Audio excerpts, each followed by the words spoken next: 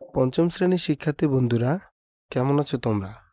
আজকে আমরা তোমাদের পঞ্চম শ্রেণীর দ্বিতীয় প্রান্তিক মূল্যায়ন পরীক্ষার বিজ্ঞান নমুনা প্রশ্ন নিয়ে আলোচনা করব।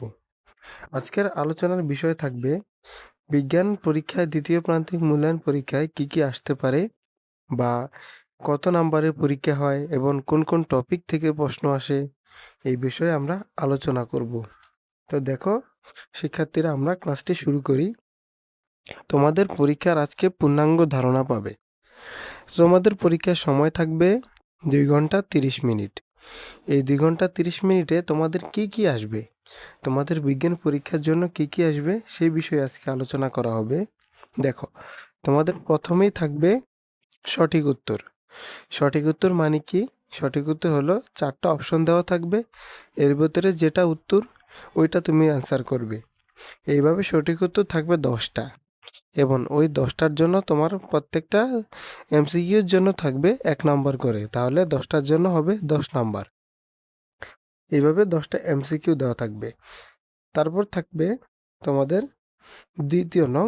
2 নংয়ে থাকবে হচ্ছে তোমাদের শূন্যস্থান। শূন্যস্থান থাকবে তোমাদের 5টা।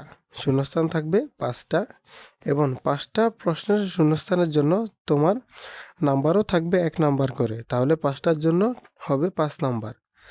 এরপর দেখো, এরপর 3 নং কি থাকতে পারে? 3 নংয়ে থাকবে কি তোমাদের শুদ্ধ অশুদ্ধ। 3 নংয়ে থাকবে শুদ্ধ অশুদ্ধ, অর্থাৎ কিছু বাক্য দেওয়া থাকবে। এই বাক্যগুলা শুদ্ধও রাখতে পারে, আবার অশুদ্ধও থাকতে পারে। যেগুলা শুদ্ধ, এই বাক্যগুলোর পাশে তুমি লিখে দেবে শুদ্ধ, আর যেগুলো অশুদ্ধ, বাক্যগুলোর পাশে তুমি অশুদ্ধ লিখে দেবে। আর এটা থাকবে তোমার 3 নংয়ে।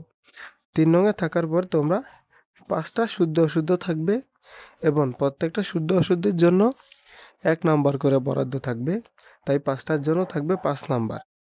এরপর দেখো, এরপর 4 নংয়ে আসতে পারে কি? 4 নংয়ে থাকবে বাম পাশ এবং ডান পাশ, অর্থাৎ কিছু বাক্য দেওয়া থাকবে। যেমন বাক্য দেওয়া আছে, একটা বাক্য বলছে কি, কোনো বস্তুর পৃষ্ঠ মসৃণ হলে কি হয়? বস্তুর পৃষ্ঠ মসৃণ হলে ঘর্ষণ কমে যায়। এটা হচ্ছে তোমাদের ওই যে বল, বিজ্ঞান বইয়ের বলের অধ্যায়টা। এভাবেই বাম পাশ ডান পাশ আসবে প্রত্যেকটা অধ্যায় থেকে। এরপর দেখো, এরপর কি আছে? 5 নংয়ে থাকবে তোমাদের সংক্ষিপ্ত প্রশ্ন। সংক্ষিপ্ত প্রশ্ন থাকবে 5টা, তবে 5টা সংক্ষিপ্ত প্রশ্নের জন্য কিন্তু তোমাদের এখানে 3 নাম্বার। তাই তোমরা যদি এক কথায় উত্তর দাও তাহলে হবে না, একটু ব্যাখ্যা সহ প্রশ্নগুলো লিখতে হবে, যাতে 3 নাম্বারের প্রশ্ন ওই স্ট্যান্ডার্ড কোয়ালিটির হয়। তাই 5 নংয়ে প্রশ্ন আসবে সংক্ষিপ্ত প্রশ্ন, ওই প্রশ্নগুলোকে তোমার উত্তর দিতে হবে, এবং প্রত্যেকটা প্রশ্নের জন্য নম্বর থাকবে 3 নাম্বার করে, তাহলে 5টার জন্য হবে 15 নাম্বার। এরপর সর্বশেষ যে 6 নম্বর, 6 নংয়ে তোমাদের এখানে 5টা প্রশ্ন থাকবে, অর্থাৎ বর্ণনামূলক প্রশ্ন। এই প্রশ্নগুলো তোমাকে অ্যান্সার করতে হবে, এবং প্রত্যেকটা প্রশ্নের জন্য তোমাদের 6 নাম্বার করে কিন্তু আছে। যেমন ক নাম্বারের জন্য 6 নাম্বার করে, খ নাম্বারের জন্য 6, গ নাম্বারের জন্য 6, এইভাবে প্রত্যেকটা প্রশ্নের জন্য তোমার 6 নাম্বার করে বরাদ্দ। তাহলে 5টা প্রশ্নের জন্য হলো 30 নাম্বার, এই যেখানে দেওয়া আছে 30 নাম্বার করে।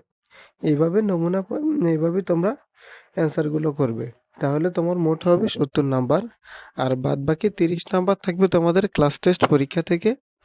এইভাবে তোমরা 100 নাম্বারের একটা প্রস্তুতি নেবে।